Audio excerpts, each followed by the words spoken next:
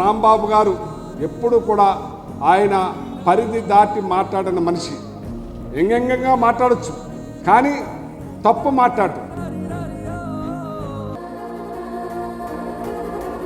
Petrol బాంబులు వేశారు, ఇల్లుని పగలగొట్టి ఇంటి మీదకి దాడి చేసిన వాళ్ళకి స్టేషన్ మీద ఇవ్వటం ఈయనకి దెబ్బలు తిన్న వ్యక్తి, ఎన్ని నష్టపోయిన వ్యక్తిని జైల్లో రిమాండ్కి వేయటమేంటని చెప్పి ఇలా రాష్ట్రంలో ఉన్న కాపు జాతే కాదు యావత్ జాతులు కూడా దీనికి తప్పని ముక్త కంఠంతో ఖండిస్తున్నారు. ఇక్కడెక్కడి నుంచో అందరూ మాకు ధైర్యం ఇవ్వడానికి కదిలొచ్చారు. మా అన్నలు, తమ్ముళ్ళు, అక్కలు, చెల్లెళ్ళు అందరికీ మనస్ఫూర్తిగా కృతజ్ఞతలు చెప్తున్నాను.